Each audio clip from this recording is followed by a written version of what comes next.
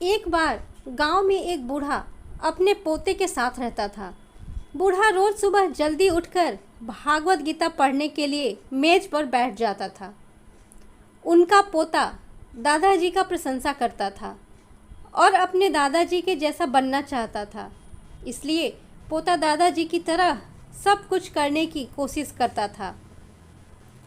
एक दिन पोता अपने दादाजी के पास गया और कहा, दादाजी, मैं आपकी तरह रोज़ मेज पर बैठकर भागवत गीता पढ़ना चाहता हूँ, लेकिन मैं इसे ज़्यादातर समझ नहीं पाता हूँ और जो कुछ मैं समझ पाता हूँ किताबें बंद करने के साथ साथ मैं उसे भूल जाता हूँ। अगर मैं जो पढ़ता हूँ उसे भूल जाता हूँ तो भागवत गीता पढ़ने से मुझे क्या लाभ होता है। तब दादाजी एक कोयले की टोकरी पकड़े हुए थे। वह पोते की तरफ देखा और उसे कोयले की टोकरी देते हुए कहा, नदी पर जाओ और मेरे लिए एक टोकरी पानी लेकर आओ।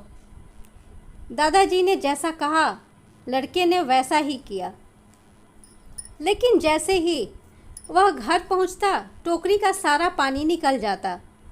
दादाजी ने मुस्कुराते हुए कहा, वापस पानी लेने के लिए नदी में जाओ और फिर से कोशिश करो, लेकिन इस बार थोड़ा तेज़ चलने की कोशिश करना।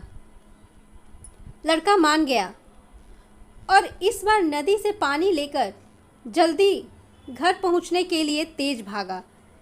लेकिन इस बार भी आने के बाद दादाजी ने देखा तो टोकरी खाली थी। दादाजी ने पोते को फिर से कोशिश करने के लिए कहा, लेकिन हर बार रास्ते में टोकरी से पानी निकल जाता है और टोकरी खाली हो जाती है। लड़का थक गया और अपने दादाजी को कहा, दूर नदी से टोकरी में पानी लाना असंभव है। मैं आपके लिए पानी से भरी बाल्टी ला सकता हूँ। दादाजी ने उत्तर दिया, मुझे पानी की बाल्टी नहीं चाहिए। मैं चाहता हूँ कि तुम उस कोयले की टोकरी से ही पानी हमारे लिए नदी से लेकर आओ और कोशिश करो।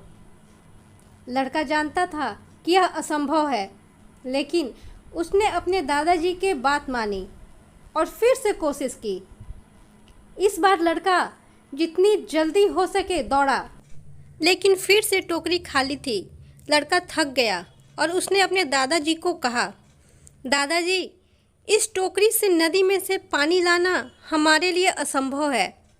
दादाजी ने उत्तर दिया, तुमको लगता है कि यह असंभव है, लेकिन जरा टोकरी को देखो।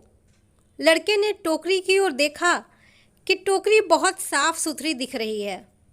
उसने देखा टोकरी से कोयले के सारे दाग हट गए हैं।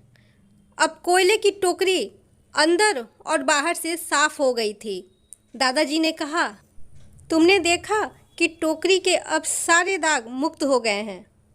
जब आप भागवत गीता पढ़ते हैं तो ऐसा ही होता है। तुम जो पढ़ते हो उसे तुम समझ या याद नहीं रख सकते हो, लेकिन यह शब्द तुमको अंदर और बाहर से बिल्कुल बदल देगा। इस कहानी के बारे में आपकी क्या राय है, कमेंट करके ज़रूर बताएं। साथ में कहानी पसंद आई तो एक लाइक ज़रूर दें, क्योंकि आपका एक लाइक मेरे लिए मोटिवेशन है। साथ में मेरे चैनल पर नए हैं तो मेरे चैनल को सब्सक्राइब करना ना भूलें। कहानी सुनने के लिए आपका बहुत बहुत धन्यवाद।